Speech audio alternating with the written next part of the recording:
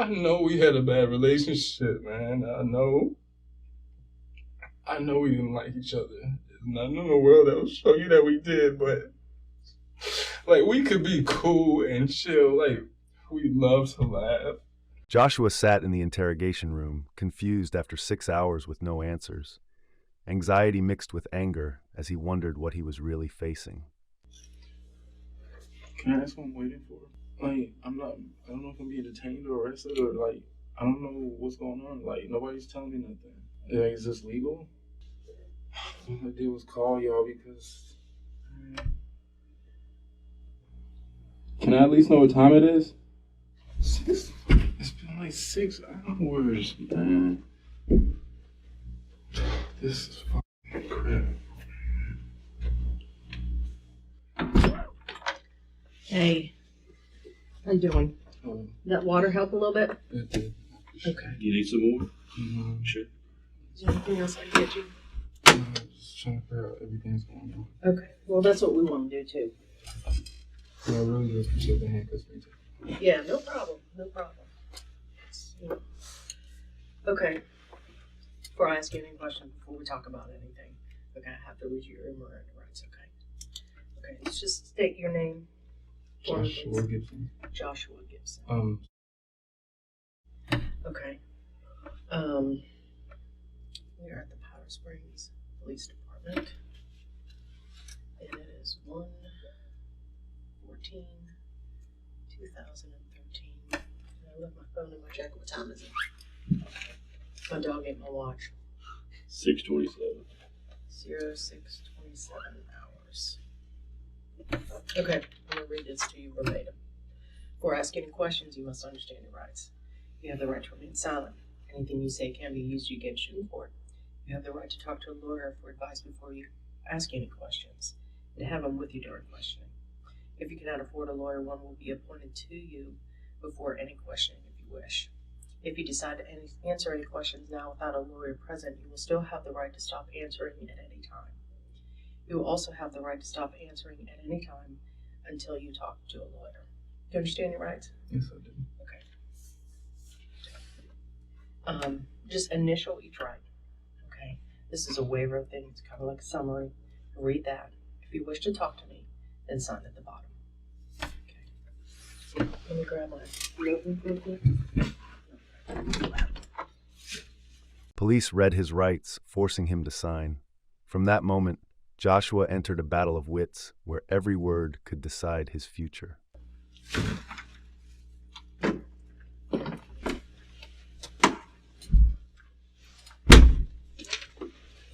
Alright, now my question is with this. Sure. As far as threats, with this situation, I've been threatened before. But you haven't been threatened tonight? No. Right. So, okay. And I'm going to sign as a witness here. And, okay. Let's get that out of the way. Why don't we start with, tell me what happened. Tell me what you know. Right now, what I know is, I woke up. Okay. What time did you wake up? It was around 12-ish. 12-ish? Okay. So like midnight. Yes, You woke up? Went downstairs, smoked a cigarette, and girlfriend, she was I think she was still reading a book at the time. We lived together. Mm-hmm. And smoked a cigarette, and I texted Danielle because she asked me if I was going to come over there to see my daughter earlier. And I had texted her, no, whatever. I asked if she was mad or whatever. She said, no, it's fine. So I was like, okay. So she responded to you at midnight? No, I texted her earlier. Oh, okay. Around like 9. Because usually at 9:30 her mom leaves for work. And that's the only time I get to see my daughter. Mm-hmm. And so when I texted her again at, 12 something, smoking a cigarette, she didn't respond. So she probably, she doesn't go to sleep till about 3. Because usually she'll be up texting me until I tell her I'm going to go to sleep because I usually work every day at 8. So I texted her like 3 or 4 times. Hey, are you still up or something like that? Do you still want me to come over there? Or I want to see it and stuff like that. Then I called her like 3 or 4 times. And for her to not respond, I'm like, okay, either she's mad at me from before, telling her no, which it's the same things. Either she's mad at me from before, she's having other company, whether it's a guy or a girl, or she might be asleep.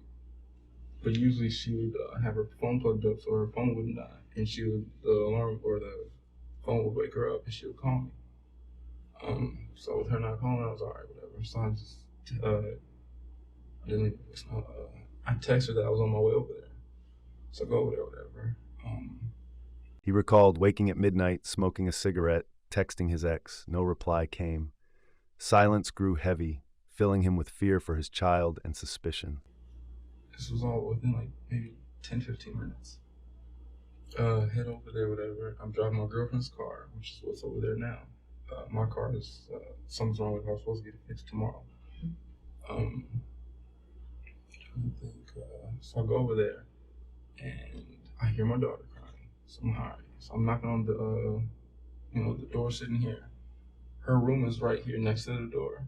And so I knock on the wall like I usually do, because the doorbell makes the dog start barking. And so I knock on the wall. Wait a second, because usually it takes her a minute to get up if she's sleeping. I knock a couple more times. So then I called her and I texted her a couple of times. I kept knocking, and then I hear my daughter just like really screaming. And usually if she's taking a shower, she takes a shower in her mother's room. And she would have my daughter in her mother's room, with her so she could hear it. So with my daughter being in her room, okay, I know she's not asleep. You're not gonna sleep through that. So I think I kept calling whatever, and I even texted her like, I'm about to call the police. If you don't come to the door, like, what's going on? I'm not sure if y'all know about what happened like 2 or 3 weeks ago. Mm-hmm. Okay. So like that kind of brought it up, and I'm like, all right, so called a couple more times, and I told her like, all right, I'm about to call the police. Called 911, whatever, told them everything that's been going on. They asked if I usually go over there at night. I tell them that's the only time I go over there is at night. Usually she would give me a heads up if I shouldn't come over there. She would say, hey, I'm about to have a friend over. All right. Just make sure, I always tell her, don't allow the person around my daughter. I don't want no other man around my daughter. That's just how I feel. Mm-hmm. Or she would say her mom's not working. I think Friday she thought her mom was gonna be at work. She had texted me before, don't come over. My mom's gonna be here. I said, all right, fine. And so I told her yesterday I was gonna come over, or I told her Saturday that I was gonna come over Sunday night, being last night. So she, that's when she texted me at 9:30 asking, am I gonna come over? So you texted her at 9? It was like 9:30. It was like 9:30. Yeah, usually she'll text me or call me at 9:30 because she would be thinking that I'm already on the way. Okay. I'm just trying to get like a little bit of a timeline, I understand. So 9 to 9:30. Did she text you or did you text her first? I don't know. You'd have to go through my phone. Okay. But you're saying that she wanted you to come over tonight? She asked me if I was coming over. I told her no, because on the weekends I do a lot of heavy lifting because it's really, I work at Goodwill and it's really busy. And so she knows on certain weekends I'm like not wanting to get out of the house. But she said she understood, and left it at that. Hearing his daughter cry behind a locked door, Joshua knocked and called in vain. Fear consumed him until he finally dialed 911 for help. What time did you get to her house? I don't know. You'd have to go through my phone. I'm sorry. Okay, that's okay. Like I don't. Between somewhere around 12 and 12:30. I called her. Yeah, I called her a little bit after 12. And I never got a response from her. So about 12:30, 12:45 at the latest, I probably was at her house. About 12:30 at the latest. Yeah. At the house. And then I think it may have not been more than 5 minutes before I made that 911 call. Because I started, emotions started setting in. And you live with your girlfriend? Is that right? We live together, me, my girlfriend, my son, our son, and my little sister. Okay. What's your girlfriend's name? How do you spell that? Do you know her date of birth? Yeah, I should. You should. Yeah. Or how long it's been going out? 4 going on 5 years. Okay. On and off.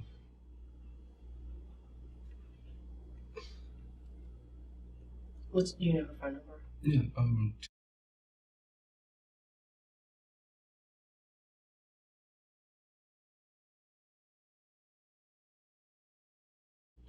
So, and what's the address that you live at with her? I don't know. Just she does all the paperwork and stuff. I know it's called. Is that the like an apartment complex? Yes. Okay. Favorite road. Yes. Next to Osborne High School. Okay, so how do you spell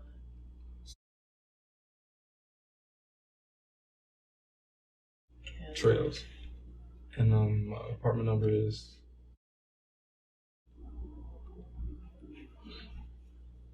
So you live with her, and how long have you lived at that address?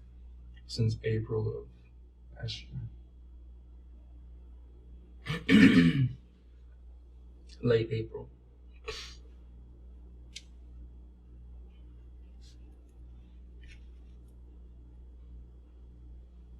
And who else do you live with? My sister stays with us. Sister? What's your sister's name? He spoke of home, living with his girlfriend, newborn son, and 20-year-old sister. A family once calm, now shadowed by rising doubts. How old is she? Do you know? She's 20. She's 20. Do you know her date of birth? Look at you. You can see here. 92. You didn't think there would be all these kinds of questions, did you? So she's 20 years old? Yes. How old are you? 24. 24. Was your... And who else? Our son. You and Davita's son? Yes, ma'am. Okay. What's his name? Oh, that's right. How old is he? That's a great question. 4 months. Oh, 4 months. So Yeah. just a baby. August, last day of August. And when you woke up at, like you said, midnight, and you went downstairs, you said? Yeah. Is that right? Mm-hmm. Okay. So is it like a 2-story It's apartment? a townhouse style It's a apartment. townhouse, okay. And you went downstairs. Who was downstairs? No one? I was waiting on her to get off work. She got off work at 9:30. And I was waiting for her to get off work. I was trying to go to sleep, but I had to take care of my son. My sister's in her room. Then she stayed downstairs with me until about 9 o'clock. So when you woke up, where was... No, we went to bed together. Right. Yeah, she was Okay, in... so she was in... So you woke up Yeah, around midnight, and she was was in bed? Mm-hmm. She was reading her book. She was reading her book. So she was awake? Yes. Okay. So at midnight...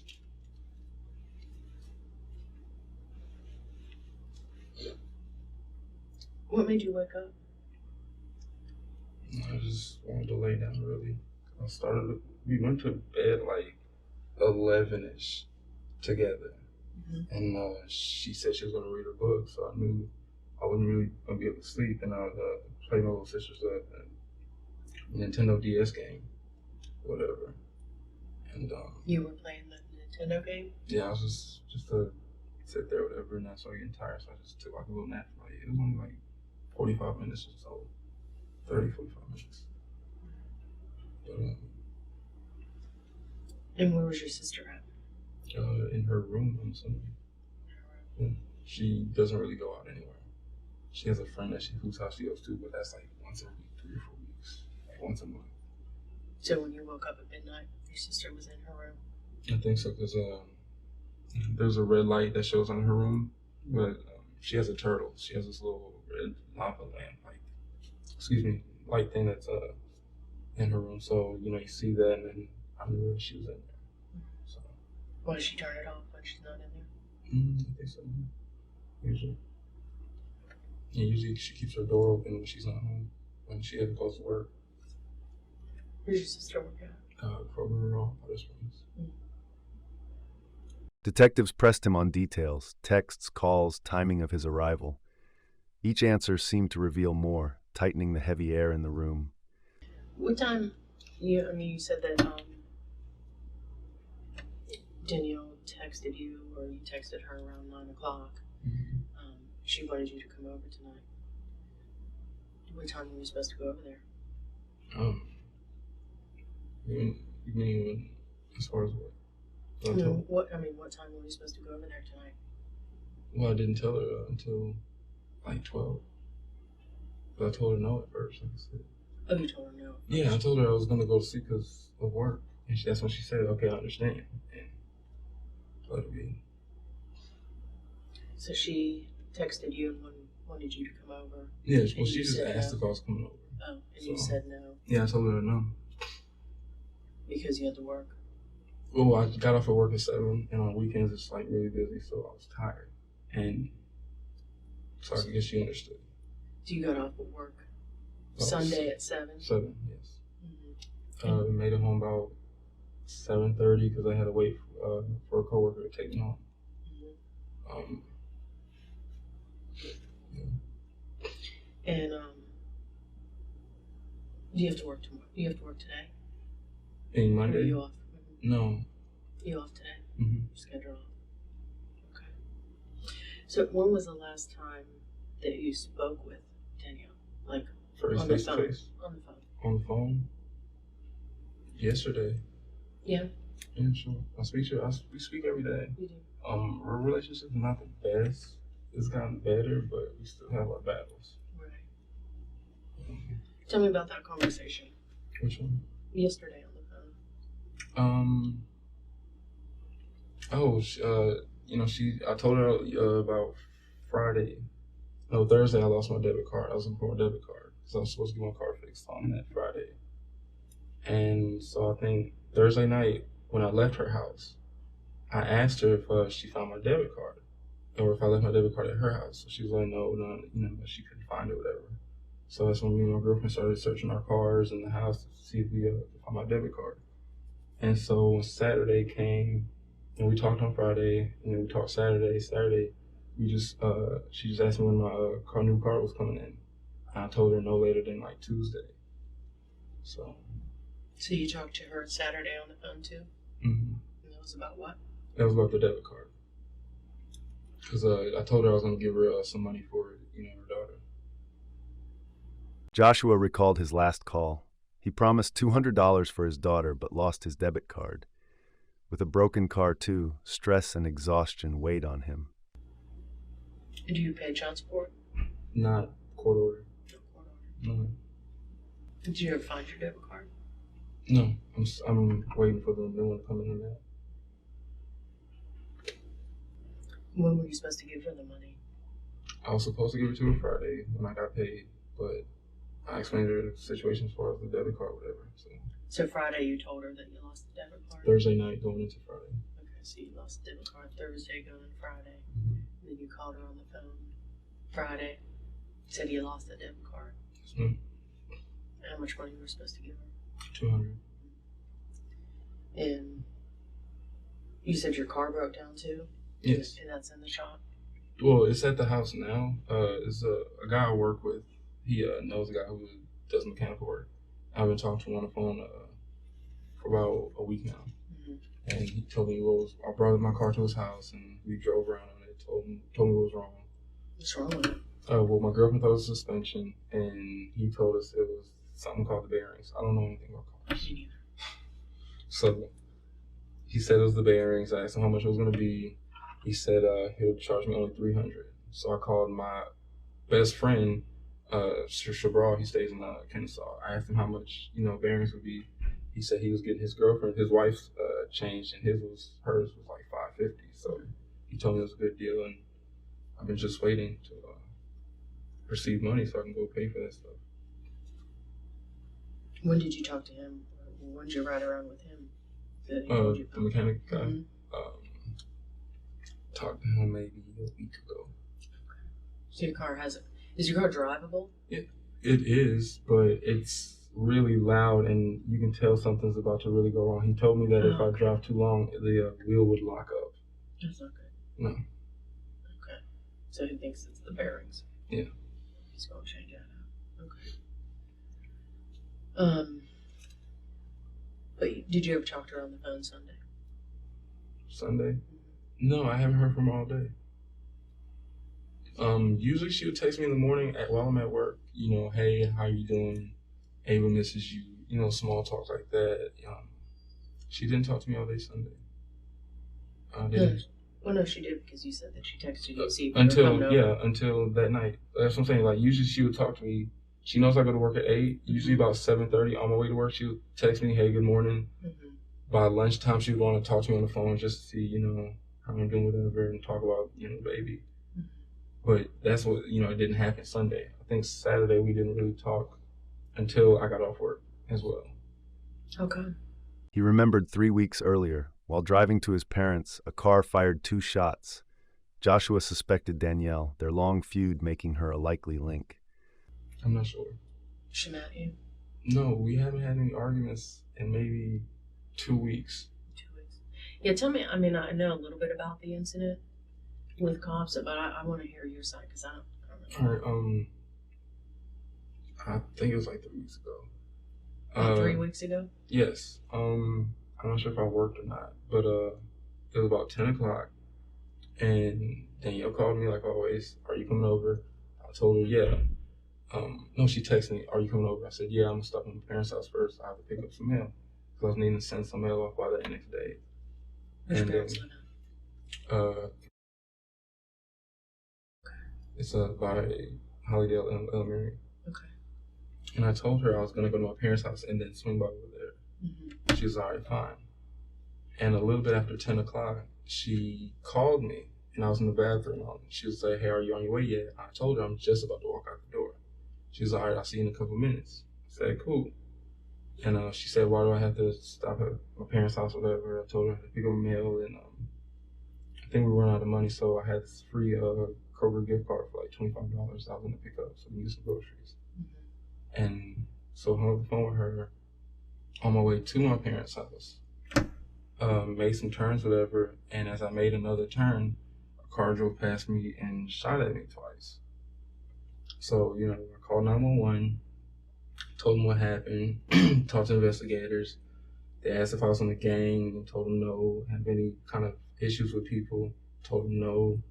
You know, asked if I had any drug issues, you know, no, nothing like that. And they asked, you know, who I think it could possibly be. I said, you know, it could have been Danielle because we've had our issues. You know, we have police reports on each other, restraining order against, you know, me, different things like that. You know, we recently went to court and she tried to deny me of being legitimized. And after court, like after a week, you know, she asked me if I wanted to see my daughter. And when I went to go see my daughter, you know, I talked to a lawyer and he already showed me that I was legitimized. And I mean, that pissed her off. And that was the reason why I thought, you know, maybe she knew, because we've already talked about it. And I told her, you know, if I'm not allowed to see my child the way I'm supposed to, I'm going for full custody. And I've always told her that. And she would always ask me that maybe every 2 weeks or so. Are you still going to take me to court? And I would say yes. She was like, all right, well, just when I get served again, you're not going to be able to see your daughter until that court date again. I said, okay. And so that's the reason why I thought, you know, it was what it was. But when the investigator talked to me, he said, you know, he didn't believe it. I'm like, okay, well, y'all need to check her phone because she talks to a lot of guys and she really knows how to piss people off. He admitted fights turned physical. Though they hated each other, he didn't think she wanted him dead, but her anger might have pushed others to act. You know, and I don't know how they would know where my parents live or how they would even, you know that I told her, you know, I was going to my parents' house. So they was like, yeah, we think it might be just a random thing. It's okay. So, I don't know. But do you believe that she wanted you dead? Not anymore. Not after we've talked and we sat down and, you know, she expressed that, yeah, we hate each other's guts. We've admitted that. Like, we can't stand each other. We're both hurt by each other. We both did each other wrong in so many different ways. We were physical with each other, you know, in an abusive way. But as far as like really wanting to do damage to each other, no. I mean, she kicked me below the belt once, and when I went down, like she actually sat there and was like, "I'm really, really sorry." I'm like, "Well, we just got into a fight, how, you know?" So I do know that we cared for each other, but I don't think that what happened to me is directly from her. indirectly maybe. You know, I sit around and I think about it. It's like, I know she pissed somebody off enough to do something like that. So how would she piss somebody off to be able to shoot at you and try to kill you? I don't explain that. I don't know. It's just she has her ways. Like, I mean, but are you saying that she would tell them bad things about you and what you're doing, no, I so just that they think would that want to kill you? she knows how to lead like people on, and you know, I don't know. She's really. I'm not sure what the word is. I'm trying to think of the right words to say. Like, I just know like she knows how to, you know, be happy with somebody, and then if she's not happy with you, she's gonna attack you. You know, when we were together, we were perfectly fine. You know, we got into one argument and she hit me, and I'm like, look, I'm 6'5", you're like 5'8". Mm-hmm. You know, that's a battle you're gonna lose every time. Mm-hmm. And I left, and that's when we broke up.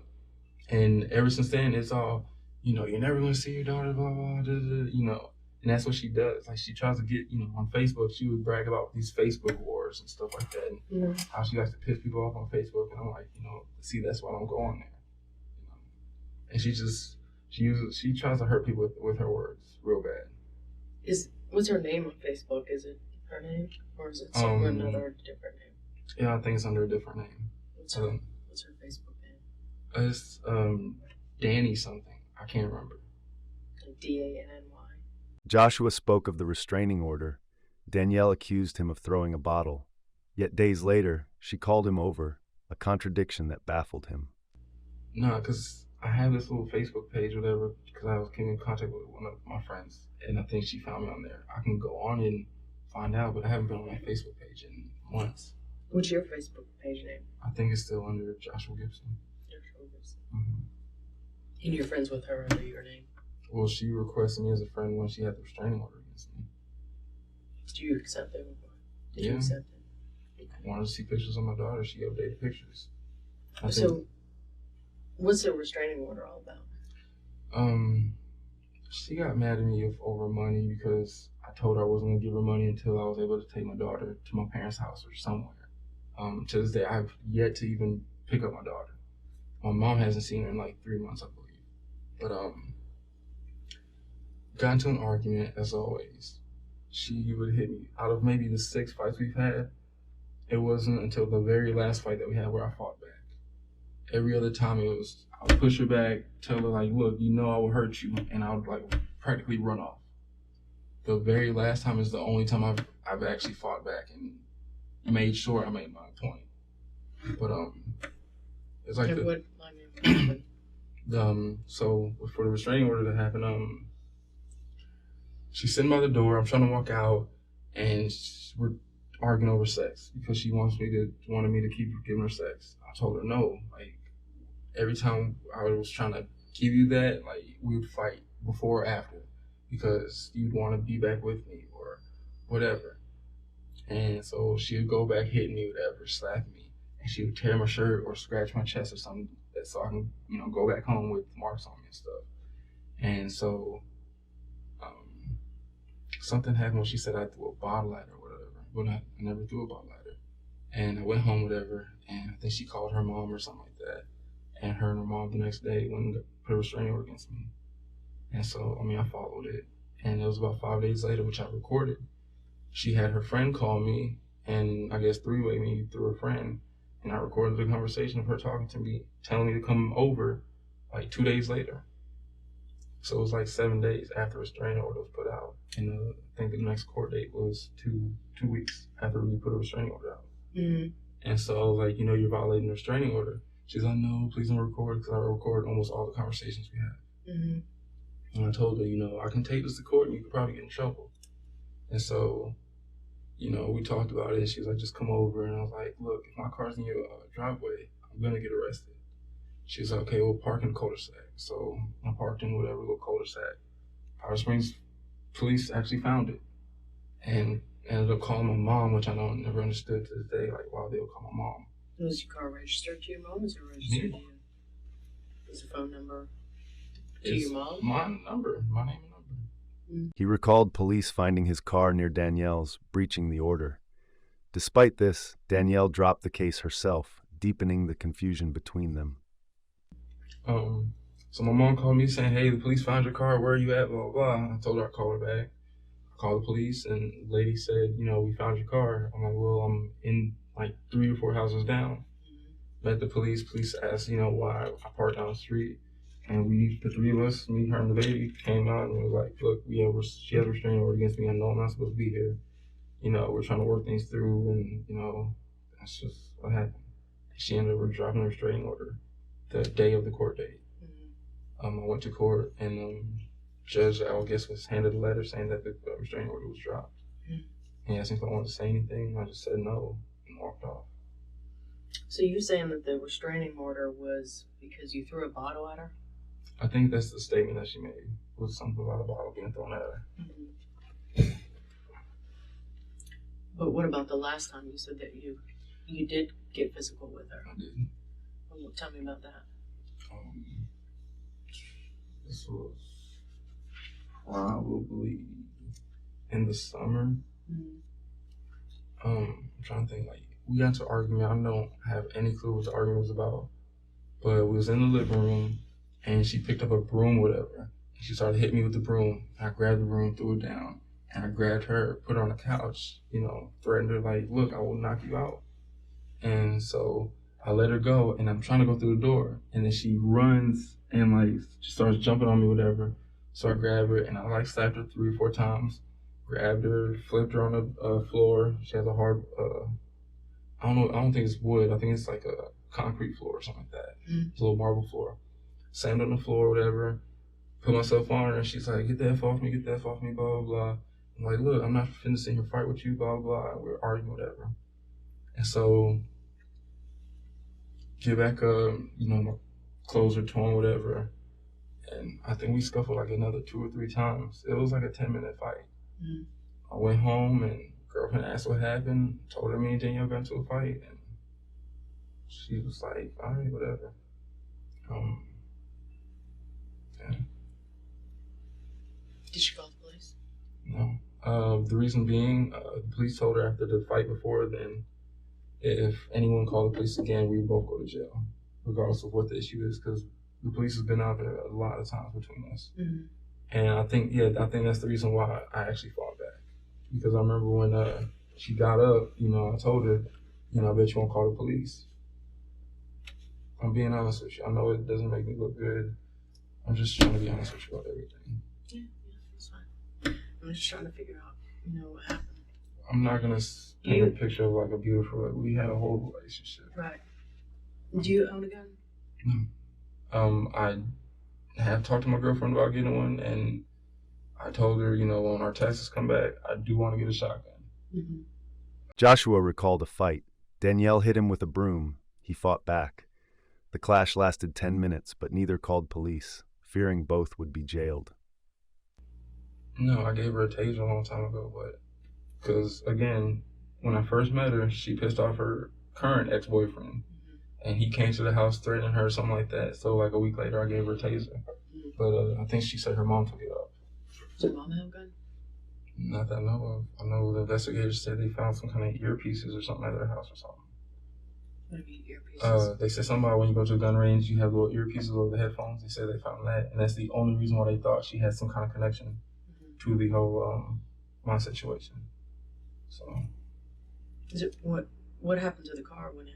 I mean, did the bullets hit the car? Yeah, the bullets in the car is at her house. That's the car I was driving. But the window was shattered. The front dashboard window, I guess it ricocheted. And then there's this bullet still in the back door. So I don't know if y'all still have the bullet from the window, but the bullet's in the back door, That would be Cobb County, I don't know. But, yeah.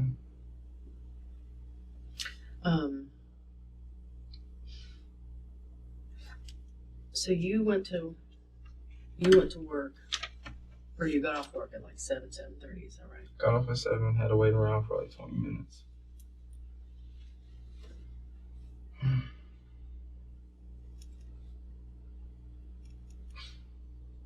Tell me, what'd you do when you got Got home, my father was there because he had to drop off my son. Girlfriend still at work. So I got there, whatever. Friend dropped me off, coworker dropped me off. And my mom was in the house. He was in the car smoking a cigarette. Get in the house, me and my mom bickering back and forth all the time. So your mom and your dad were at your house? Mm-hmm. And I asked my dad how he's doing, small talk, whatever. He said, I just here dropping Junior off, whatever. So as soon as I go in the house, my mom's getting ready to go, whatever, and tells me, when last time he's fed and blah, blah, blah, blah. And asked my sister to watch him so I can go take a shower. Mm-hmm. I go take a shower, come downstairs, and she, I think he starts throwing up or whatever, spitting up. So I grab him, take care of him, and change his diaper. And she stays downstairs with me for a little minute. I was on NFL.com looking up sports, the games for tonight, whatever. And we're talking about just random stuff. And eventually she just goes in her room and put my son to bed. That night, he got off work at 7. Parents dropped his son off. After showering, he fed the baby, browsed NFL, chatted with his sister, then put his son to bed. Around, see, I have to look at my phone because I texted my girlfriend when I was putting him to bed. Mm-hmm. I was putting him to bed around 9 o'clock. Yeah, about 9 o'clock, I was putting him to bed so I can get him to go to sleep, so I can try to go to sleep. Mm-hmm. But yeah, he kept crying, so I kept having to give him the bottle or whatever. Okay. Was he asleep by the time your girlfriend came home? Yeah. Because she didn't have to watch him at that time. What time she get home? A little bit after 10. She got up at 9:30. Usually she would be home within 10 minutes, but she had told me that she had to go get her brother's debit card. So about 10 o'clock, your girlfriend came home? About 10, a little bit after 10. And you said that you texted, or Danielle texted you about 9:30? About a little bit before 9:30. A little bit before 9:30. And then your girlfriend came home? About 10 something. Mm-hmm. Yeah. And then what? Between then. Like after she came home, what'd you do? Talked. She had a pump, whatever, so she always pumps downstairs. Mm-hmm. So she pumped, whatever. What were we talking? Just talking about random stuff. Mm-hmm. I didn't have anything on the TV. I was listening to YouTube, listening to some songs on YouTube, whatever. And kept asking her when she was ready to go to bed, whatever. She said after she pumped, whatever. And we ended up going to bed at like 11. Mm-hmm. Yeah, about 11. And where was your sister at when you went to bed? She was already upstairs. She was upstairs before we got home. Yeah.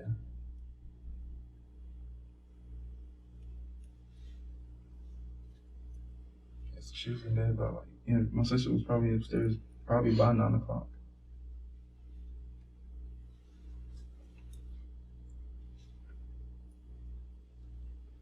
And so when you went to bed at 11, did you have a TV in your room? Mm-mm. No. Where were you playing the video games at? Oh, it was it's one of those handheld games. Handhelds. So I just brought that upstairs with me, and yeah. And she was reading. Mm-hmm. What kind of book was she reading? 50 Shades. 50 Shades. Yeah, Right? I bought that for a couple weeks ago. Oh, okay. And about what time do you think you fell asleep? I want to play the game for like 10, 15 minutes. Yeah. Near midnight, Joshua texted Danielle, then decided to drive over. He insisted his only reason was to see his daughter, though tension with Danielle was constant. And you said you woke up about midnight? Yeah, around midnight. Probably a little bit after. And your girlfriend was up, still reading? Mm-hmm. And what'd your girlfriend say about you going over there? I told her I was going. She said, all right. She don't care. We've had our issues with that, but after a while, she understood the only time I can go see her was at night. If I haven't seen her in maybe 4 days, if it's like 12 o'clock at night, like my girlfriend would say, are you going to go see her still? And I'm like, no, it's way too late right now. And, she'd be like, all right, you sure you don't want to go? I'm like, look, I don't want to go because I don't want to come back home at 3 a.m. You know, I mean, even though when I go over there, usually I'll sit there and watch Sports Center and just make sure I can see. I mean, that's, you know, that's all I really want is to be able to just see my kids. You know, when I take care of my son, like today, I'm supposed to be home, whatever. He's going to be on the couch and I'm going to just have the TV on and just, you know, sit there. So, I mean, at the beginning, she hated how I had to go between 9:30 and 12 o'clock. But, you know, I would miss like a whole week and then she would say, look, just go, you know. That's just how we've been doing it since my daughter was born. She didn't like it, I'm assuming, because she thought you may be cheating with her, or she had her suspicions.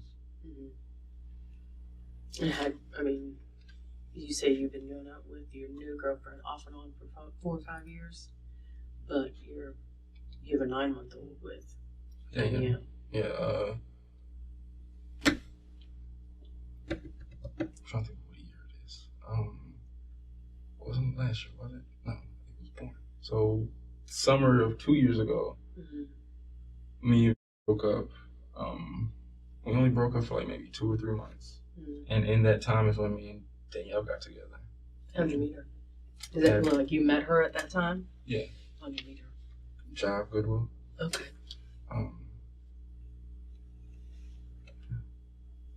Does Danielle still work there? No, she quit maybe a couple weeks, not a couple, maybe about a month or 2 after the baby was born. She work out? No, she's just going to school. So, what's she going to school for?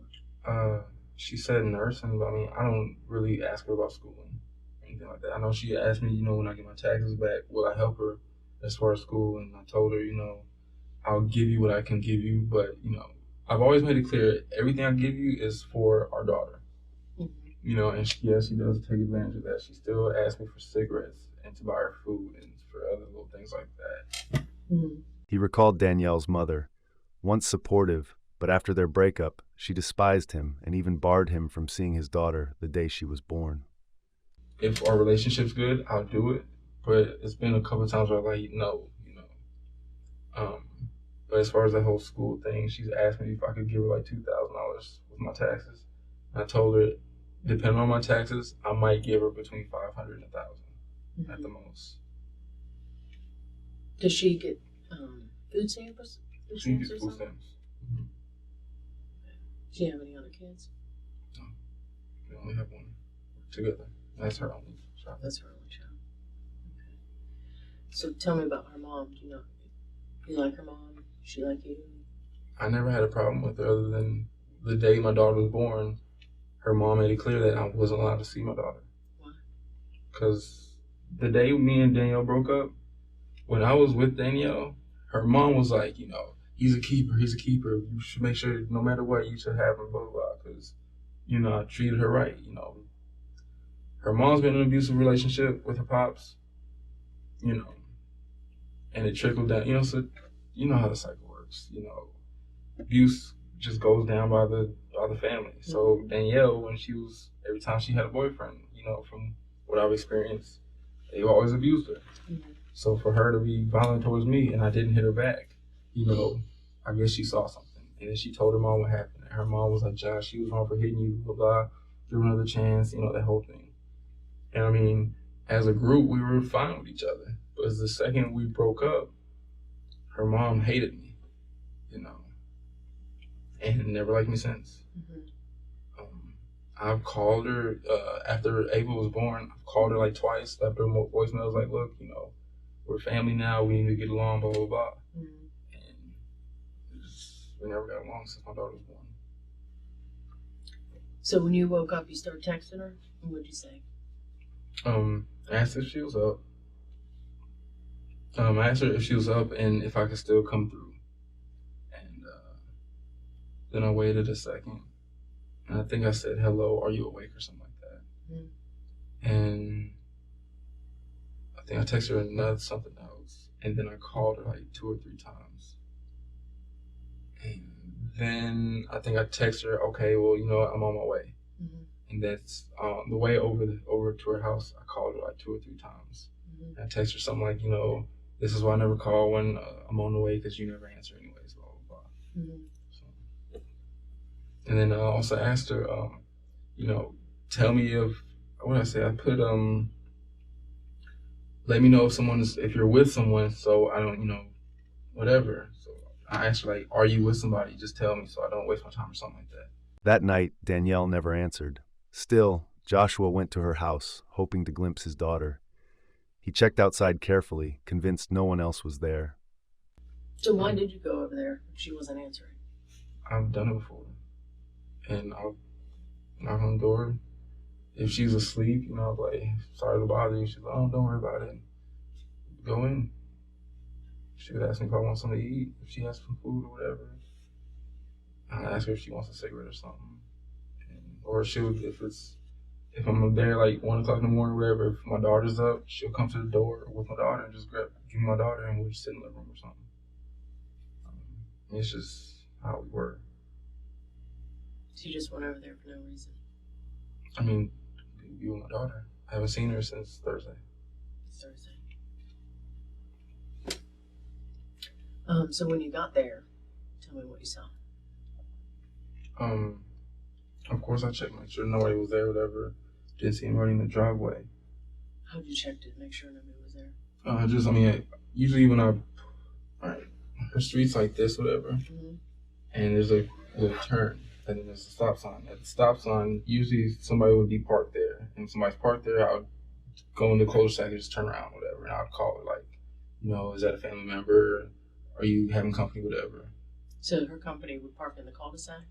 No, it would park right on the street in front of her house. Okay. So when I saw there was nobody there, I always turn my lights off because her neighbor across the street would always watch to see if my car was there. Mm-hmm. She would call her mom, and then her mom would call her and say, I want him out of my house, whatever. We got called like 4 or 5 times. By the neighbor? Mm-hmm. And so as I'm pulling up, my lights are off. The parking lot's empty, or driveway's empty, so I pull in, whatever. Go, if she's awake, usually she would have the living room light on. Mm-hmm. And it was off, so I'm like, all right, she's in the room asleep, whatever. So I knock on the wall, like I usually do, and didn't hear anything, whatever. I knocked on it again, and then I started texting her, whatever, hey, I'm outside, come open the door, blah, blah, blah. Called her like 2 or 3 times. And then I heard my daughter start to cry, whatever. Mm-hmm. And so then I think I texted her, why is Ava crying? Why aren't you doing anything or something like that? And, that's when I said, I'm going to call the police, whatever. What happens every time you call the police or whatever. And, I couldn't see in the window because the light was off. Called 911. The police got there. Did you look in at all the windows? Looked in in any windows? Yeah, I looked in because she has a window, and a big circle window, and then the garage. Mm-hmm. All right, the first window, and this is when the cops had came, whatever. First window, the blinds were down, mm-hmm. Just closed. The second window. Joshua stood outside, the living room light gone. Silence wrapped the house, broken only by his child's cries tearing through the night. The blinds were down, I think, up top, but on the bottom, there was like a little space, and I told the police officer, I was like, can you flash your light through there? And she has, grabbed her flashlight, looked through whatever, and I tried to look through it with her, but she, told me to back away, whatever. The third window was closed. The other window, I think, is a little higher. The circle window? Yeah. Mm-hmm. And it has a little curtain, whatever. And then... Did you look through that window? Before the cops got there, yeah, I did. What'd you see? I just glanced up and you see the light, whatever. What light? The kitchen light. She always kept the kitchen light on. Mm-hmm. Yeah, I saw the kitchen light, whatever, and you couldn't really see anything, whatever. And then I looked through the garage. Garage is always dark. She never goes in the garage. Mm-hmm. I know that for a fact because I've been through the garage one time. When I needed to get some gas, and she told me she had a gas can in the garage. And from the minute I walked through the back door, there was a back garage door, mm-hmm. to the front of the garage door, because the gas can was there. And I had spider webs the whole way through, mm-hmm. So we're like laughing or whatever about the old spider webs, whatever. Mm-hmm. So, garage door, and yeah. So before the cops got there, did you go around to the back of the house? Mm. Why not? She never uses the back window, to the back door. If you're looking through the windows trying to find her. No, because their living room's so small. The back door and front door is like right there. Mm-hmm. I never really thought about doing that. But you couldn't see through the windows, right? Mm. So you couldn't see the back door through the front. I didn't, but I mean, I think you can, but I didn't specifically see. Right. Okay. That's Other than that, I mean, I didn't feel like jumping the fence to her room or anything, which, yeah, I didn't even think to do that. When you first got there, did you hear the baby crying? Very first got there? Mm-hmm. Not when I first got there, it's when after I started knocking. Knocking on? Her, no, on the, because the door sits here and then there's like a wood, like a wall where the door is, and it's like real thin. I always knock on there like 3 or 4 times, and then she would come out. Is the baby in her room? Mm-hmm. So when you're knocking on the window, that's when the baby started crying? Yeah, on the wall. Mm-hmm. So you could hear the baby through. Yeah, and that's when I, after the text and call or whatever, I called the 911 operators. And I was on the phone, and I told them, like, I still hear her, like, she's really wailing right now. Mm-hmm. And they said, all right, just stay on the phone, whatever, and then they started asking me questions and things like that. He feared for both his daughter and himself. Dark thoughts rose. Someone might want Danielle hurt, or even him. The dread kept growing. When you got to the house, were you worried about her? Hmm. Danielle? I was worried about both of them. About both of them, yeah. As far as hearing Ava, like, it made me feel good. Like, all right, you know, she's just crying, whatever. As far as Danielle, I think I texted her, you know, you didn't leave her, by herself, did you? Or something like that. Because she's never left by herself. Mm-hmm. But I know, like, I've asked her, where she would be at one day, whatever, or one night. And I tell her I'm on the way. And then I'll see her walking in her driveway. Mm-hmm. It would be in the house. I'm like, where are you coming from? She's like, oh, no, I just walked up and down the street. But that's the only time it's ever happened. So I'm asking, I think I texted her, like, did you leave her? It's not you to leave her by herself or something like that. Other than that, I was worried about my situation and, is something happening? What do you mean, your situation? Was somebody trying to hurt me or, if it wasn't a random thing, could have been somebody that she pissed off. Like, in my mindset, I felt like she pissed off the wrong dude and something happened. So that dude wanted to kill you and her? I don't know.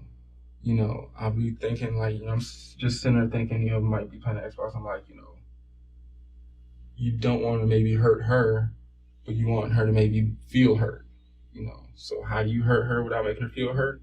Either her daughter, the person she's still in love with, her mom maybe, something like that. She says that she doesn't do any drugs anymore, but I don't believe it. What kind of drugs did she do? She smoked marijuana regular. Mm-hmm. Her mom allowed it. Mm-hmm. You smoked? On occasion, she told me about her usage.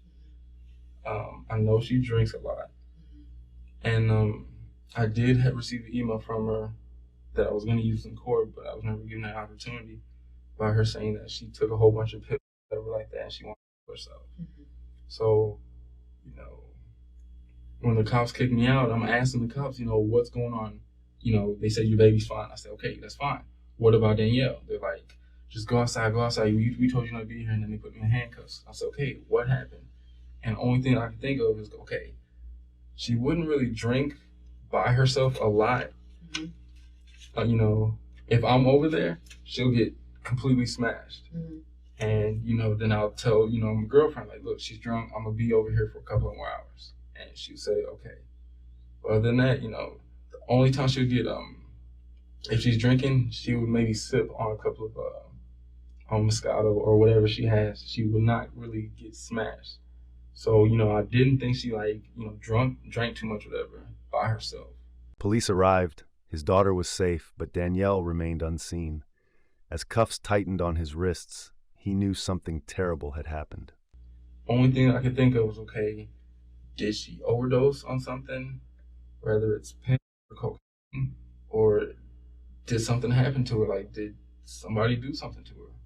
And I'm asking police officers, and I still don't know now what happened. Like, I've been sitting here, well, been detained, they said I wasn't under arrest for 5 hours, and I still haven't been told anything. So I'm still thinking, okay, it's an overdose.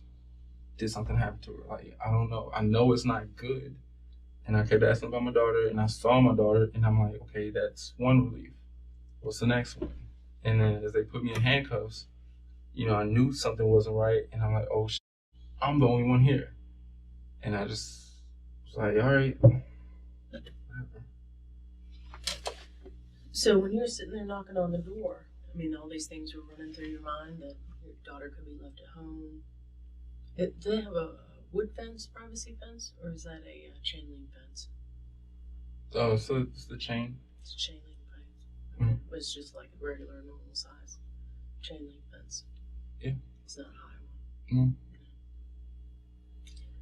So if she's not answering the phone, and your baby's crying, you didn't go behind the residence to just see. Okay. I didn't go behind until the police officers went behind, and they went through the back door. Mm-hmm. She always keeps that back door locked. She does? Yeah, she always keeps the back door locked. Why? She never uses it. Only time she uses the back door when she used to smoke weed around me, or when I would be there and she would go smoke weed, she always went out the back door. So she'd get high in the back door? Mm-hmm. Other than that, like, I was, we'll go outside the front door to smoke cigarettes. I might change it up. It's like, hey, let's go out back. Mm-hmm. She's like, no, because it's real dark. You don't see anything, whatever. And I think it's only like a small little porch, whatever, and no chairs. And she would always say, let's just go sit down. Mm-hmm. Other than that, she always kept that back door locked.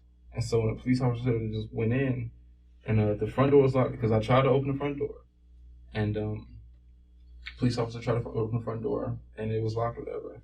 So the police officer went through the back, whatever, and I waited, and I was asking them questions like, what's going on? And they weren't answering, and I was getting impatient, and I do apologize. And, I went through the side, whatever, where the police officers went, and I went through the back door. And that's when, they, told me to get out and handcuff me. Mm-hmm. Yeah. How far in the house did you get? He stepped inside, hoping to see his child. Her cries echoed from the kitchen, but officers forced him out, leaving him sinking into despair. Went through the back door. I was going to go to her room, but I heard my daughter in the kitchen because the lady cop had my daughter. Mm-hmm. And so that's when I started walking to the kitchen. And I was by the couch.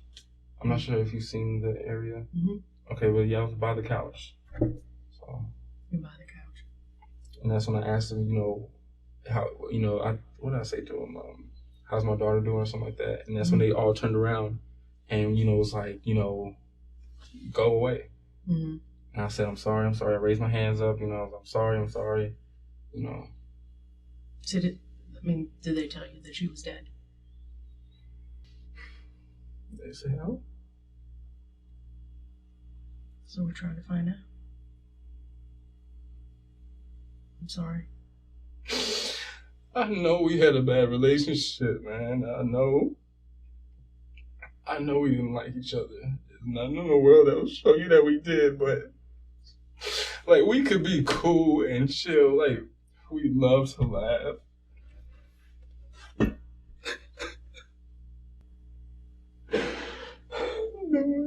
know it.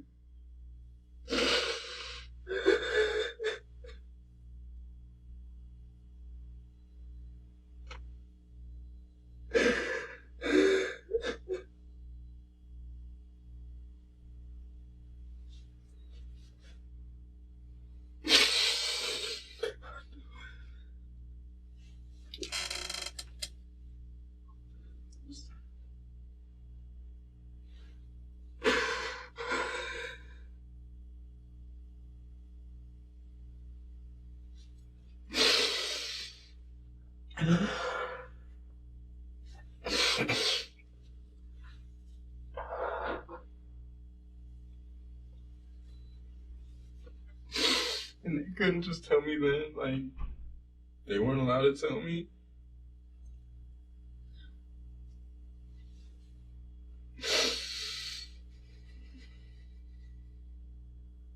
When was the last time you were in the house? Thursday. I was supposed to go over there Friday, but she told me at the last minute that her mom wasn't gonna go to work. She told me that because usually her mom works from like. Joshua said he often visited Danielle at night, waiting for her mother to return. Though separated, they were bound by their little daughter. From like 6 to like 12 or 6 to 1, she's usually home by 2. Every once in a while I go over there at 6, but because I'm usually coming home around 6 o'clock, I would still go over there from like 9:30 till 12. And when her mom calls and says that she's on her way home, we know we have like an hour till she gets there, and I'm usually gone, within like 10-15 minutes. But she said that her mom was supposed to work from like 3 to like, she said her mom's supposed to go in at 3 o'clock in the afternoon on Friday, and she's only supposed to go in for 6 hours. So, and I think Friday I work from 10 to 7, I believe, and so I just didn't go over there.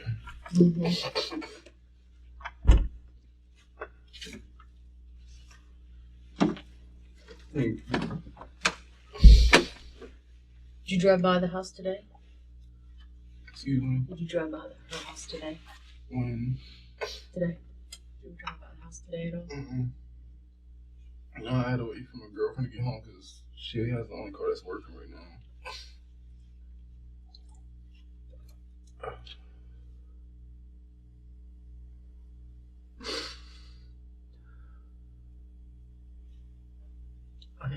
We knew we weren't going to get back together, and she said it was okay. She understood. I knew she kept thinking it was hope for it and everything. We couldn't be friends. I know that. Because, we'd always try to get each other jealous when we were mad at each other. She would always text me, so-and-so's coming over here, blah, blah, and, we would get each other mad, but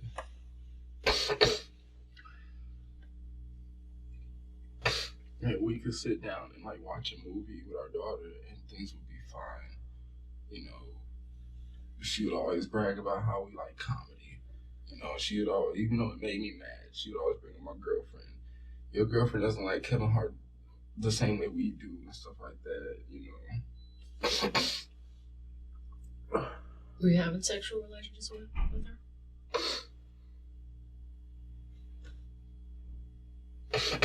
Yes.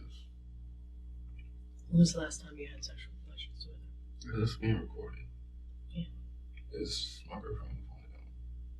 I thought I know. I'm not going to tell her. He recalled conflicts with Terrence, a man tied to the haze of smoke. Warnings turned into fierce fights, pushing them further apart. So that was the last time you saw her face to face?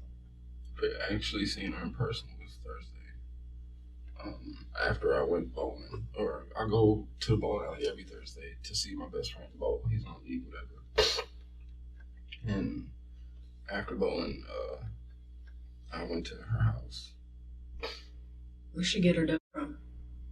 Friends. I know she gets her from this dude that I don't like. I don't know. I know they're friends on Facebook. I can't stand them. Why can't you stand it? Because when she was about 4 months pregnant, I told her, slow down on cigarettes, wean yourself off, it's not good. And I want you to kick weed completely, And I think it was one day I went over there, and Terrence guy was in her car with her. And, I'm looking out of the car, and so Danielle comes out, whatever, and I smelled it, I'm like, are you smoking? She told me no. I said, that's bull.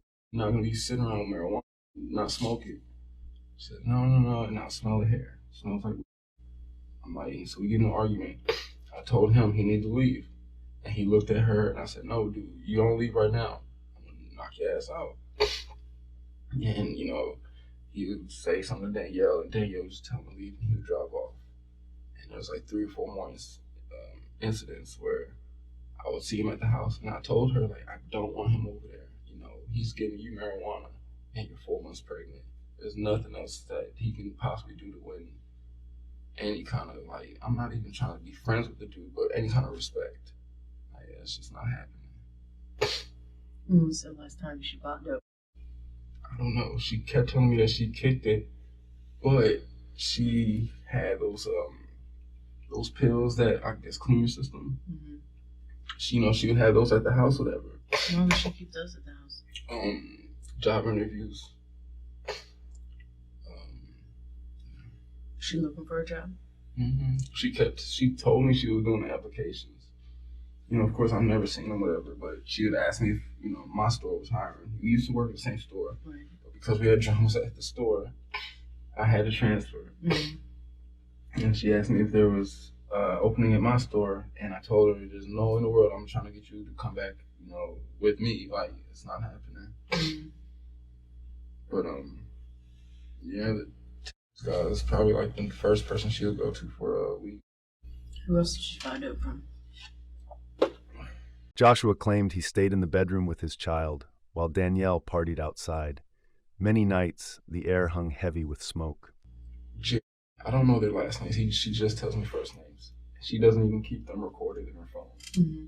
Reason being, I used to take the numbers from these dudes, and I would just keep like a list of the names and the numbers, and be like, so who you want to see, blah, blah, blah. We'd be in each other's business constantly. Mm-hmm. When was the last time she bought? I know. Let's see. I know she used it sometime in the summer. Reason being, I went over to her house, and she said she was inviting some friends over, two guys, whatever. She told me she wanted me and my daughter in her mom's room, Mm-hmm. which we went to her mom's room, whatever, and laid on her mom's bed and watched TV, whatever. And her and the 2 dudes were in the living room. And she came back, she was high, so she been smoking. She said no, and, snort, whatever. And something happened where she got into an argument with the 2 guys, and they were like hitting her or something like that. She got into an argument with the guys? Mm-hmm. The guys that were selling her the coke? They were all, I don't know if they sold it to her or, because the 2 guys were smoking her. I know she snorted it. Mm-hmm. And, was this at her house? Yes. And after they had left, I think they got into an argument, and she made them mad, or they made her mad, and so she made them mad again.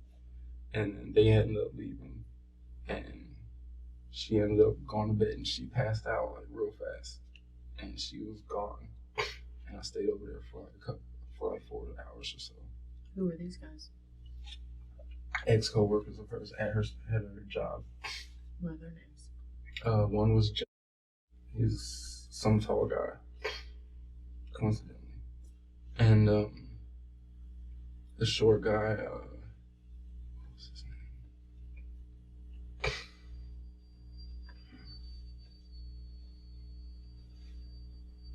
It wasn't Tim. I don't remember the other guy's name. So they were over with you and her partying? I wasn't. I was in her mom's room with my daughter. It's been maybe 4 times when we would do that. When was the last time you got high with her? When was the last time you got high? I don't get it. I don't smoke. Well, you just said that you would do that 4 or 5 times with her. No, I would go over there and watch my daughter while she gets with her friends. Okay. Like, she would say, Josh, is okay if so-and-so comes over. I'd tell her, I don't want that person around my daughter. She'd say, all right, well then, take it to the other room. There's been once where she was about to allow me to take my daughter to my mom's house, but then right when I got dressed, she just said no, just take it to the other room. It was like 4 or 5 times where that's where I would take our daughter to her mom's room, and she would be in the living room with her friends or whatever. Mm-hmm. So that's something about that. I can submit a drug test. I have no problem with that. I just had one for my forklift at my job. Mm-hmm. I have no problem with that. He insisted he never touched drugs and was ready for testing, yet images of Danielle's pills and endless parties haunted him deeply. How many times a week did she party? Did she have friends over? Recently, 0. This has been all in like the summer. You made her stop. I know she kept saying that she wanted to get into a serious relationship. She was trying to get out of this whole party girl lifestyle, whatever. And because I know she stopped going to clubs. You know, when my daughter was born, I think she went to a club like maybe 2 or 3 times in like the last 9 months or so. But she said she was trying to get into a serious relationship and find somebody to make her a wife and all this other stuff. She dating anyone else now? I don't know. She said she was supposed to go on a date this weekend. With who? I don't know. She wouldn't tell me. She said a friend was hooking up with some guy. This was supposed to be the date on Saturday. And on Friday, she said that somebody wanted to take her out, but she wasn't attracted to him. So she was at home because, we text each other while she was, I think she watched the movie both nights with her mom. So she would text me, hey, I can't talk on the phone, but I can text you. We would text, whatever. Who's your best friend? Best friend? Other than her cousin. I forget what the other girl's name is. So what? I don't know. I never really get last names from her. Who else is close to her? Cousin? Who else? A girl named Who else? Another girl named this, but she pronounces it I'm not sure if it's spelled differently. A girl named she has her name labeled on her phone, I believe. And then there's another girl in her phone that she talks to. And is a really close friend of hers. We don't like each other either. Okay. Just never liked each other. Danielle's like opposite of what I am. You know, she's the party type. I'm more the stay at home. She smokes and drinks. I might have a beer once a month, And her friends are all like her, whatever. So her friends would ask, why don't you invite Josh to come smoke, whatever. And she's like, no, Josh doesn't smoke. And so I guess they looked at me different for that, whatever. But I never got along with her cousin and her best friend. I think we've been, what's the word? Joshua described Danielle's tangled circle of friends, exes, and lovers, a chaotic web that felt dangerous, ready to collapse at any moment. We can say hi to each other, cordial. We can be cordial to each other, whatever, but we never had like a liking for each other. Is there any reason why none of these people like you? Whatever she tells her friends. What do you think she tells them? That I'm a bad father. I know she's always been pissed off at me because we never worked out. Just our problems. Friends are always gonna stick with friends other than tell you that you're wrong. Right. What else do you want to tell me? Right now, this guy is what I'm worried about. It's an old boyfriend of hers. I know. The one that she buys. I don't know if she buys. You'd mentioned it. You sold it to her. Okay. Is it the same guy? It's the same guy I'm talking about, but I'm not sure because I know they smoked before. But as far as selling it to her, I'm trying to mention everybody I know she smokes with. I recently met him once, maybe 2 months ago. She asked me to come over because she wanted to hang out with you.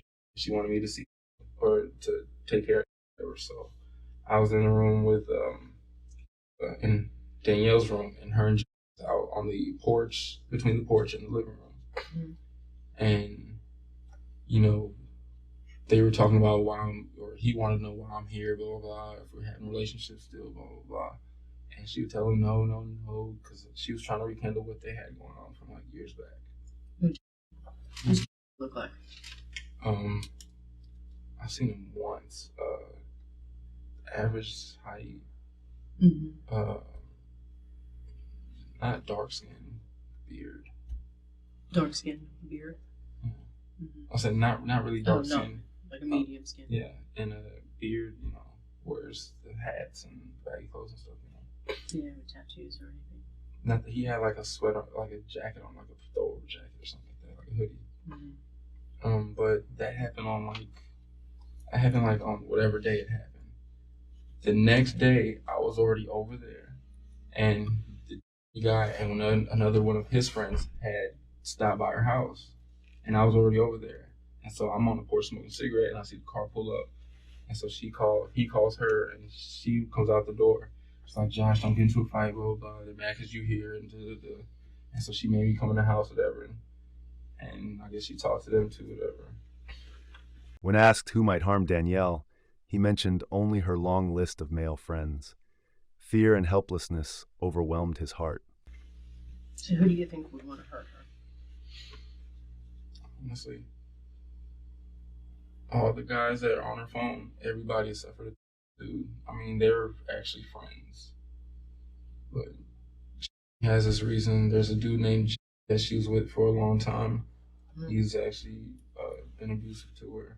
And it's like a big triangle. Like, and her have been dating. They broke up and all this other stuff. And then the person that he cheated on Danielle with is his girlfriend now. But Danielle and that girl are friends now. Her name is that's one of the where it is. She's the girlfriend of that Jesse, and they've been talking for like the longest now. Like it's one big circle of like, small arguments here, conversation, gossip, and stuff like that. So who'd want to kill her? I don't know. What would she do to somebody to piss him off that much? They'd want to kill her. I don't know. Like we haven't really talked about relationship stuff lately. We talked about it. I mean, you talk to her every day. Yeah, but as far as I would always say, who you talking to now? Oh, just some guy. Is anything serious? No, blah, blah, blah. I mean, the last maybe month, we've had a really decent relationship. But I don't know. But you talked every day? Just the same small talk. How are you doing? What's up? What do you got planned today? Work? What about you? I was just sitting home with it. Are you coming over tonight? Yeah. What time? Probably like 10 or whatever. Can you grab me a beer and some cigarettes? Sure. Can you grab me something from Checkers? Sure. So what time would you usually go over there? It's no time. At the earliest 9:30. On average, it's a little bit after 10. Reason being, my sister usually gets off work at 10:15, and on most days, I would wait to pick up my sister first, then I'll go over there. So a lot of times it'll be between 10:30 and 11 o'clock when I would go over there. Yeah. What does your girlfriend do? She's a customer service manager at the Walmart. What's your sister do? You said she works at the Kroger. The interrogation shifted. Police demanded Joshua's clothes, suspecting blood. He hesitated, eyes betraying both dread and unease. At the Walmart where? The newer one not the one on the actual East West. Oh, the new one by close to Danielle's house.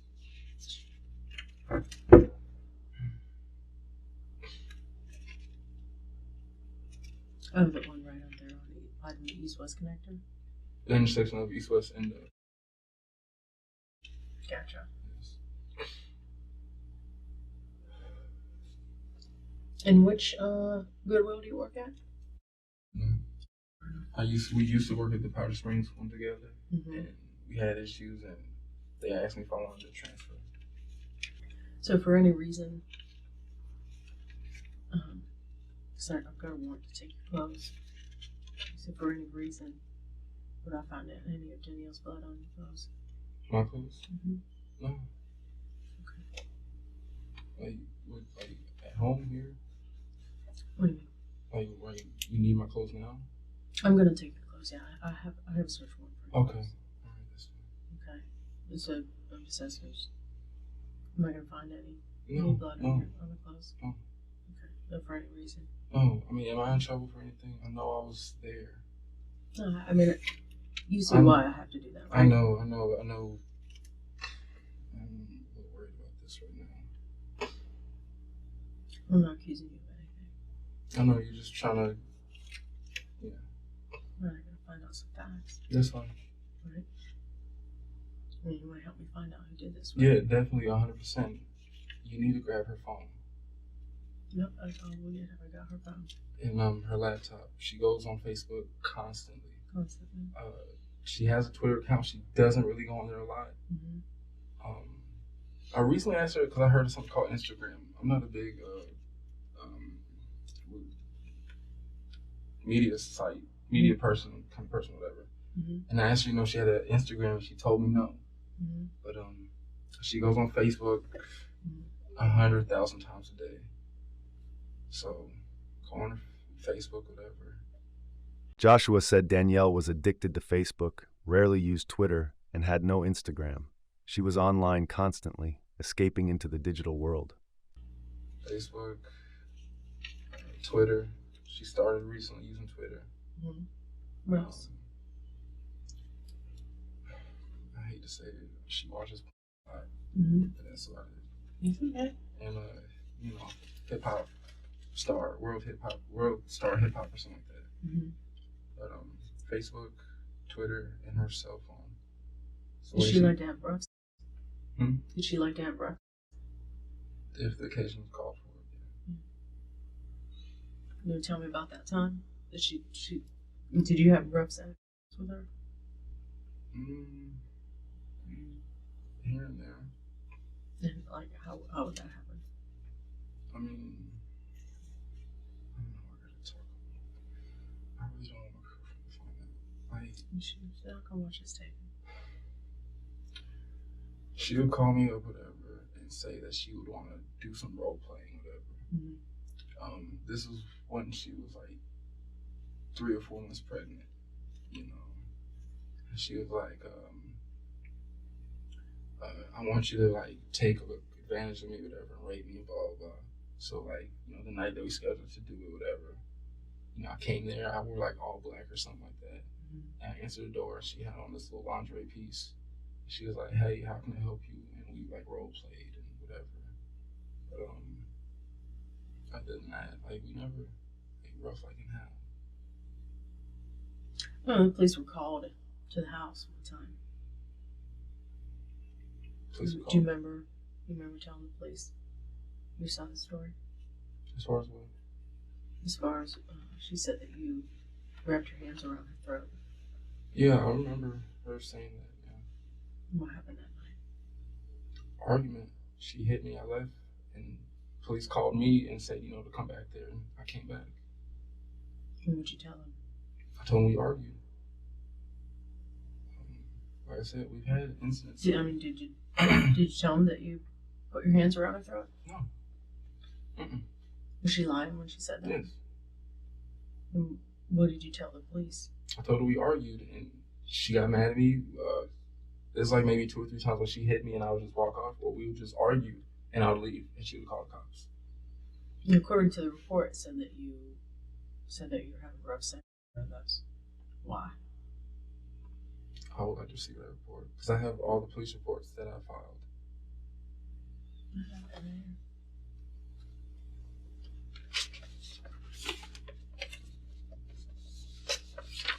You don't remember ever telling the police that? I don't remember, no, man. Mm-hmm. He recalled bizarre role play while she was pregnant. Once accused of choking her, he insisted it was lies. Small fights turned into grave allegations.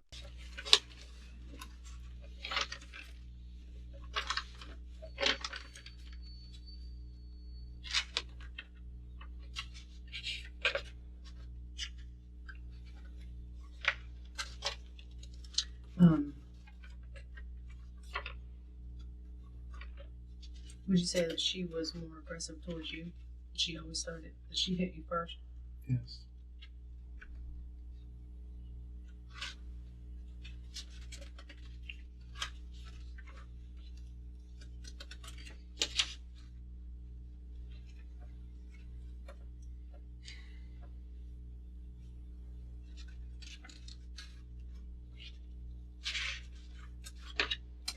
Must be at my desk.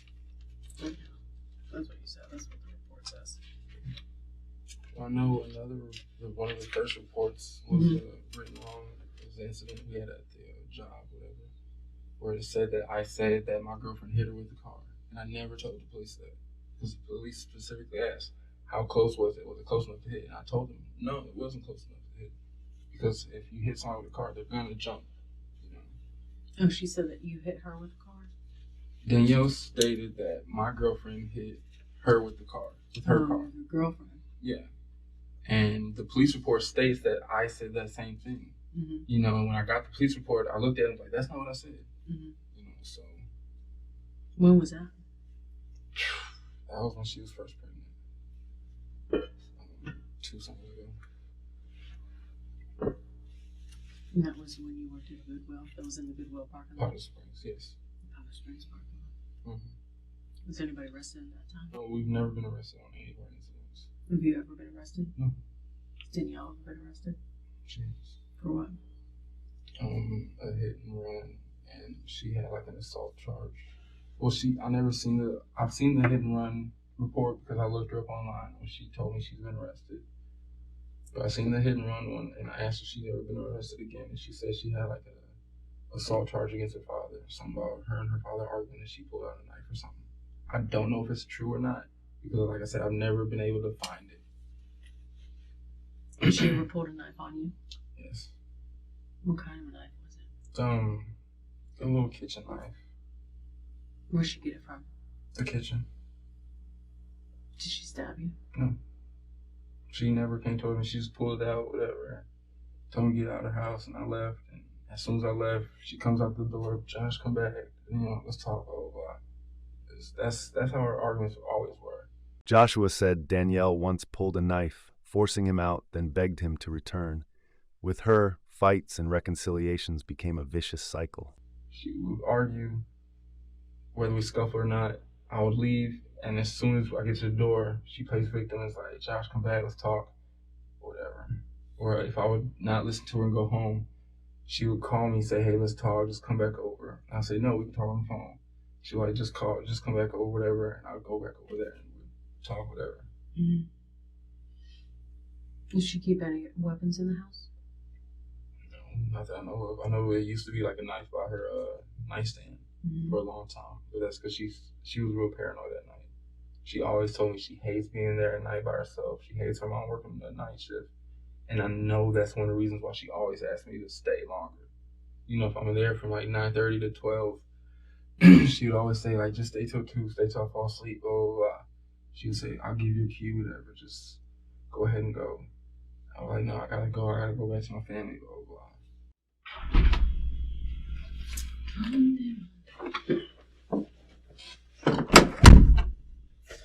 Okay. I have to read this to you again. Just an extra one. Too much paperwork, okay? So much to do, so little time. How's your baby doing? My son? Mm-hmm. Good. Spoiled. Spoiled.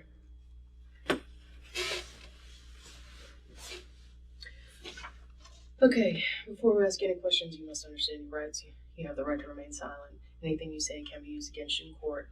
You have the right to talk to a lawyer for advice before we ask any questions. Have him with you during questioning. If you cannot afford a lawyer, one will be appointed for you before any question if you wish. If you decide to answer any questions now without a lawyer present, you'll still have the right to stop answering at any time. You also have the right to stop answering at any time until you talk to a lawyer. You understand your rights? Mm-hmm. Alright, same as the initial each one. If you wish to talk, then sign. Bottom.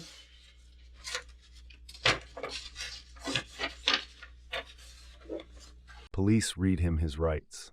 Joshua admitted Danielle was obsessed with pregnancy tests, always fearing or hoping for another child. Okay. Have you heard anything else? Have you heard any talk on the streets? Have you... As far as you got anything, I'm not sure if y'all contacted him or not. But, I spoke with you. well, I was just told that he was trying to avoid being spoken to. Just because he's wanted. Yeah. I found out too. Something about a 3-year charge or something. Burglary cases, apparently. But I just asked a friend to find out where he's at because they said that he's not over at Macedonia anymore. He's hiding out with a friend. So, right. Was he willing to come in? I did speak with him. Oh. I mean, I didn't speak with him here, but I did lay eyes on him. I did speak with him. Okay. As for right now, I'm still checking, verifying his alibi and all that stuff. So, I mean, everybody's still a person of interest. Okay. I'm not gonna lie to you, you're still a person of interest too. But yes, I'm still checking his alibi. And I did speak to him. And someone said that y'all were looking at, and again, I never liked them, but they were real good friends. So, one question I have is, I think Danielle may have been pregnant. Okay. Well, we'll get those test results back from them. Okay. I guess we'll tell. And that might determine if, what may have happened. Okay. Because we never wanted to have a baby together. Right. She wanted the baby. Mm-hmm. After she realized I didn't want to be with her and I stuck by that, I'm not going to be with you, she was talking about an abortion. And I told her, no, you're not going to have an abortion. We messed up. You got what you wanted, just you didn't get the whole result. You talking about this, your baby now? Mm-hmm. This is what you were talking about before about having an abortion? Mm-hmm. Okay. And, so we had the baby. And so she kept always saying, and, her cousins and everybody can verify, she's always wanted to be a wife of someone. Right. She wanted that lifestyle. And she kept talking about, being pregnant. I told her, don't do it to me again because we're going to be in the same boat. She had pregnancy tests all the time. I don't know if her room was searched, but every time I was there, she was always taking pregnancy tests, maybe twice a week. That's weird. Yeah. Well, did you use condom when you had sex with her? No. What did she say that she was using for birth control? We weren't using birth control. Okay. But I wasn't, what's the word is, dating inside of her. Okay. But, she would ask if I'm having sex. I would tell her yes or no. I would ask her. Of course, she would say no. But I find out that she's messing with me and other guys that she was dating. Mm-hmm. He revealed Danielle was with other men. One confessed he slept with her right before her death. The truth only deepened the chaos. So I don't know if they were doing, use protection or not, or what she was trying to do. I mean, she's already tried. She got pregnant by me purposely.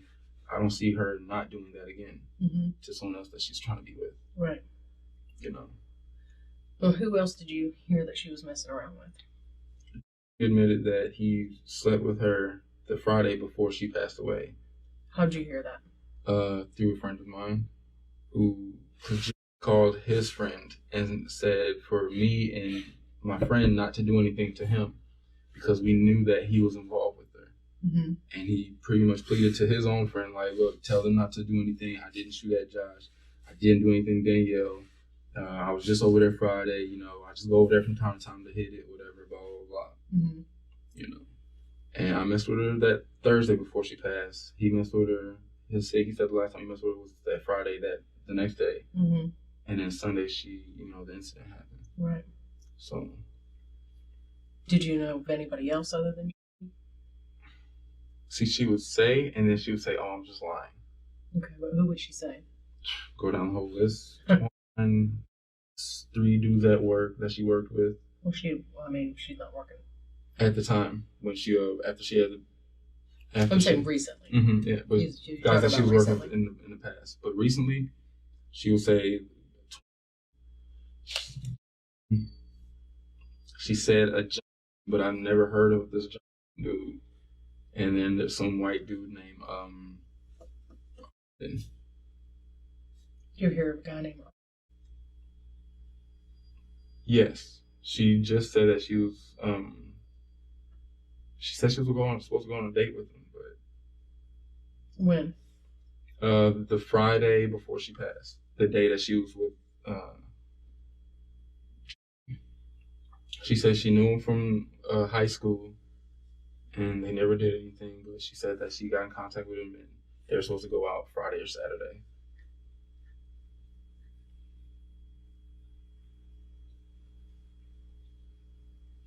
Why didn't they go out? Or did they? I don't know. Again, to my knowledge, but from what she told me, Friday and Saturday, she was at home. But then I found out that Friday, she was with me, so I don't know where she was Saturday, because Saturday night, I don't think I really spoke to her. Then she told me she was at home, and well, we stopped talking. What else did she tell you about? That was it. I don't know who he is. So I'm interested and curious now, but she just told me they went to high school together. She said he was a really good guy. I remember now. She said he was a really good guy. He just got caught up in the wrong things with the wrong friends or something like that, and ended up going to jail for something. Joshua described obsessive calls and texts. Some nights, Danielle rang hundreds of times. Love turned into suffocating control and paranoia. Everyone she's messed with, except for me, has been to jail. Yeah. Yeah? Yeah, I know. This is very tough for y'all, isn't it?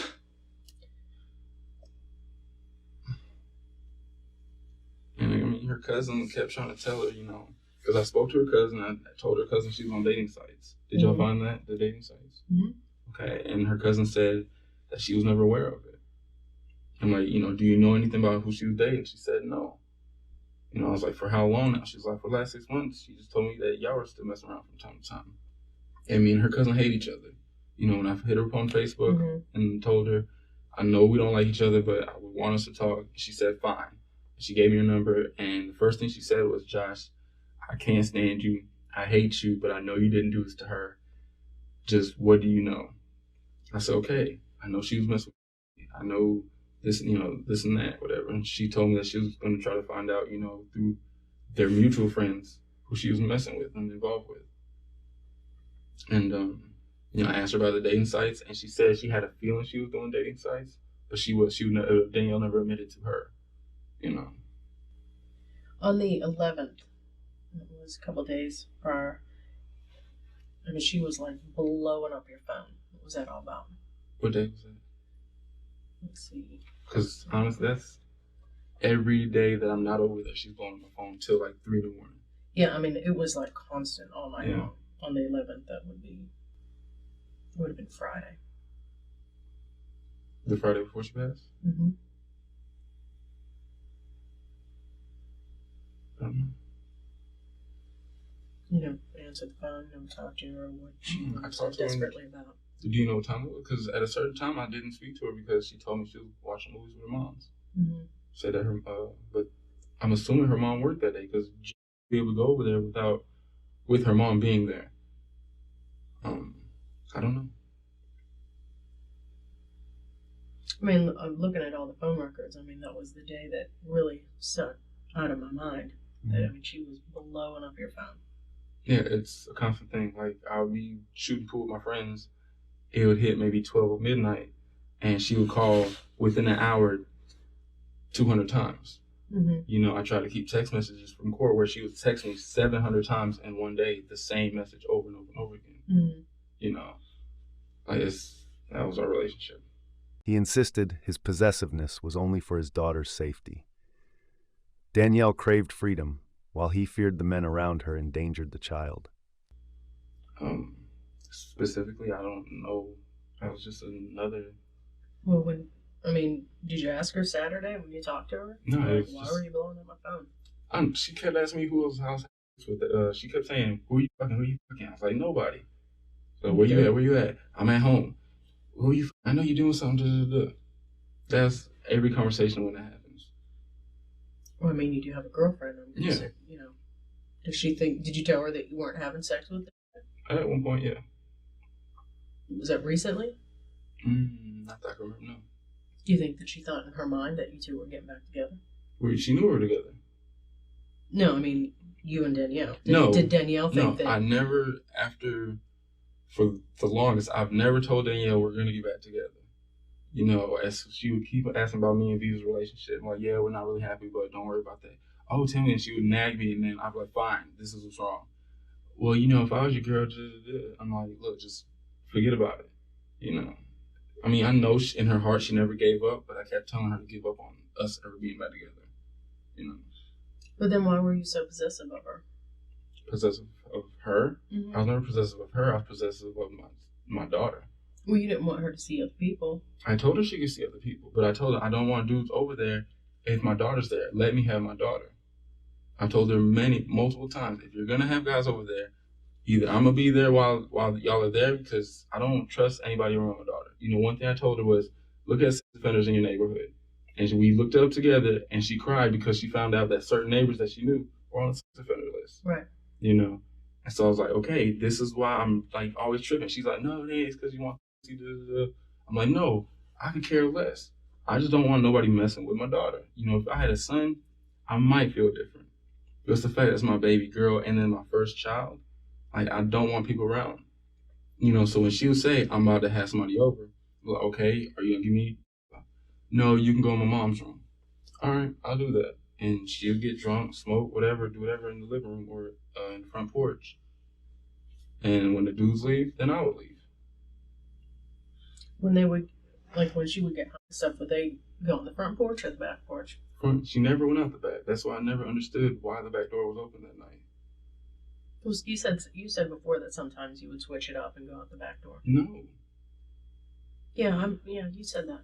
Well, the first time we talked. Every once in a while you said you would switch it up and you would go outside and smoke. Not necessarily pot, but cigarettes. Me and her always smoked cigarettes out in front.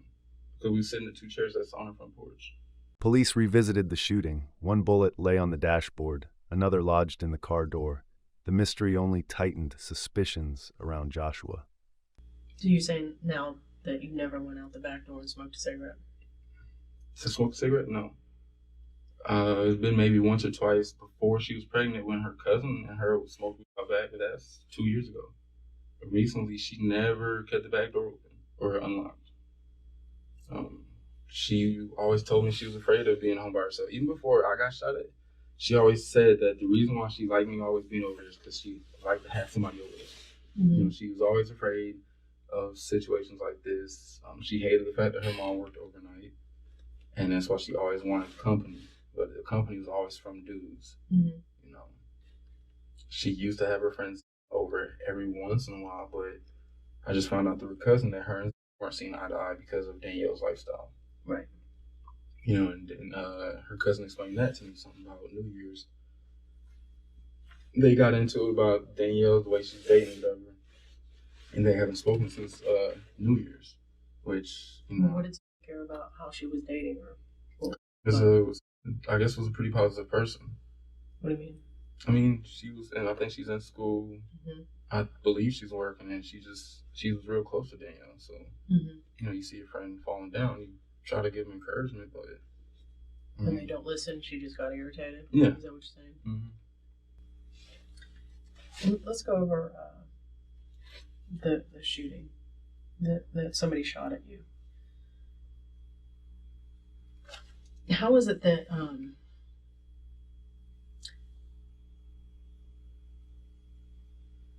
the bullet? I mean, you know, they're in one lane, you're in the other, mm-hmm. and they're not that far. Mm-hmm.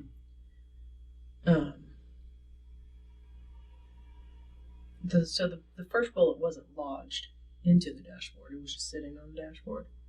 Is that correct? Mm-hmm. The first bullet that shot at you, that went through the side window, mm-hmm.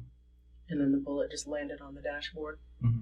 Didn't get lodged in the dashboard, right? Like inside the dashboard? No, right. It's sitting on the. That's where the police found it. Right, just sitting on there. And then the second bullet just went through the car door, but didn't exit out the other side. Mm-hmm. It's in there now still. I've asked investigators if y'all wanted it still, but they said they would have to tear up the door, and at the scene, they asked if I would give permission. I said, no, let me check on my girlfriend first. And In court, Joshua was sentenced to 35 years in prison for his role in Danielle's death. The case closed. Justice finally delivered.